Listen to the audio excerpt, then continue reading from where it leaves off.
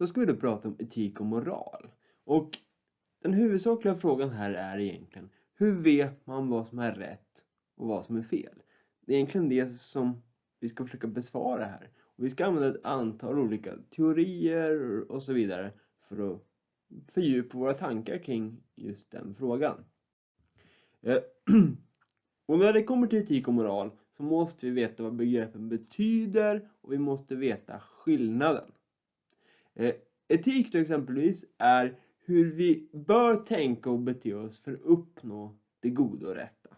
Så etiken är mer när vi kanske diskuterar vad som är rätt och fel. Moralen däremot, den är mer hur vi faktiskt beter oss. Har man god moral är man en snäll person som gör goda saker.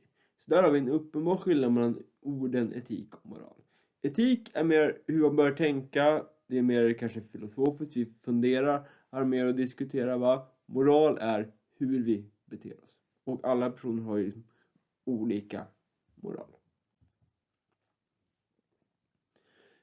Vi kommer att gå igenom ett antal etiska synsätt och vi kommer med en fördjupning i slutet. Men de etiska synsätten vi ska gå igenom är konsekvensetik, regeletik eller pliktetik, sinnelagsetiken samt dygdetiken.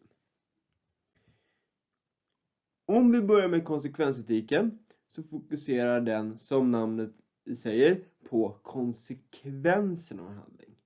Vad leder den här handlingen till?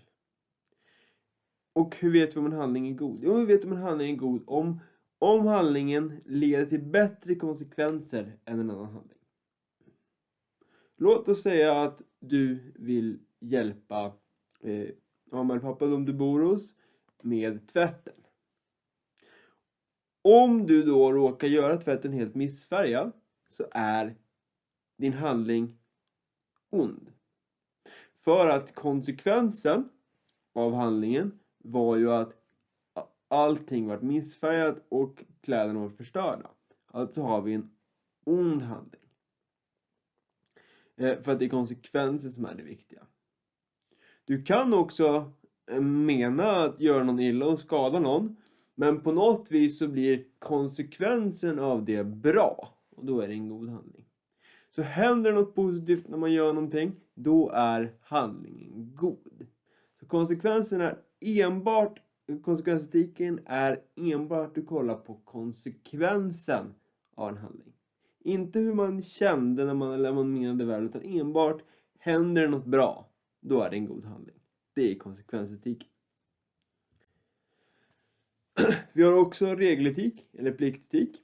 Och den här regeletiken säger då att alla människor har regler och principer. Det kan vara exempelvis lagar och regler som vi har i lagboken. Det kan vara ordningsreglerna på din skola. Det kan vara reglerna du har hemma. Eller så kan det vara personliga regler som du har satt upp för dig själv. För att du ska uppnå någon form av mål eller sköta eller sådär. Alla människor har sådana. Och när är då en handling god enligt regel- eller pliktetiken? Jo, en handling är god om den överensstämmer med de här reglerna. Så följer du reglerna så är det en god handling. Bryter du mot reglerna så är det en ond handling. Och här är ju det viktiga då att det spelar ingen roll om konsekvensen av att följa de här reglerna är bra eller dåliga. Utan det är en god handling om du följer de här reglerna. Det är det viktiga här. Så följer man reglerna så är det en god handling. Och det är ju exempelvis det här som lägervakter vid exempelvis förintelsen under andra världskriget hade som försvar. Att vi följde bara regler, vi gjorde som vi blev tillsagda. Det var vår plikt att följa vår ledare då. Därför är vi inte ansvariga. De använde ju egentligen regeletiken som försvar för att de var vakter i exempelvis Auschwitz. Så det är ju en jätteviktig viktigt perspektiv att ha med. Och ofta då när man ska diskutera de här olika perspektiven så är det ju bra att man har med bägge sidor och argumenterar för och emot exempelvis regeletiken då och konsekvensetiken. Vi har också sinnelagsetiken. Och nu fokuserar vi inte på konsekvenser, vi skiter i regler. Det som vi tycker är viktigt är att en människas avsikter är det viktiga. Så vad man menar, vad man har för intentioner är det som är avgörande. När är en handling god då? Jo, en handling är god om man har goda avsikter. Menar du väl så är handlingen god. Vi har ett par här bakom. Och det skulle symbolisera otrohet i den här bilden. Och exempelvis otrohet då. Otrohet är ju fel enligt regeletiken, för du bryter mot någon form av regler. Man ska inte vara otrogen om man har det som regel i sin relation. Medan sinnelogiken säger, men gillar du den andra personen och du menar inte att skada någon, du bara tycker om den här andra personen som du inte är gift med. Ja, men då är det ju helt enkelt okej, enligt sinnelogiken, att vara otrogen. För du menar gott, du menar att du menar väl, du är inte ute efter att skada någon. Då är handlingen god enligt sinnelogiken. Så sitter man på ett prov och man ska diskutera de här tre, så är det då viktigt att man kan se det ur olika perspektiv. Exempelvis om man då ska diskutera konsekvensetiken, så pratar man om konsekvensen av en handling. Om man pratar om regeletiken så följer den här handlingen en regel eller en princip eller en plikt, va? Då är handlingen god. Och sinnekritiken säger då att menar du väl så är handlingen god. Den sista teorin vi ska prata om innan vi kommer in på fördjupningen är dygdetiken. Och här fokuserar vi inte så mycket på själva handlingen, utan vi fokuserar på personen som utför handlingen. För en dygd är ett bra karaktärsdrag. Exempelvis att vara omtänksam. Det är en dygd. Och när är en handling god då? Jo, en handling är god om den utförs av en dygdig person. En person som har den här bra karaktärsdragen, då är en handling god. För har du alla de här bra karaktärsdragen, att du är omtänksam, snäll, rättvis, vad vet jag, alla olika saker. Har du de karaktärsdragen så kommer du också ta rätt beslut och göra rätt handlingar. Och det här är ju liksom ofta det här med dygder och utveckla en bra personlighet och kultivera de här karaktärsdragen är ju någonting som man väldigt ofta pratar om i just religionen. Vad man ska ha en bra karaktärsdrag. Så här inom dygdetiken fokuserar man inte så mycket på själva handlingen, utan det är på personen. Man kan sammanfatta det med, är man en bra person så kommer man göra bra handlingar enligt dygdetiken. Nu ska vi då komma in på lite fördjupning. Och vi ska prata om utilitarismen. Och utilitarismen säger då att en handlings konsekvenser avgör om handlingen är rätt. Så nu pratar vi om konsekvensetik. Så det här är en typ av konsekvensetik.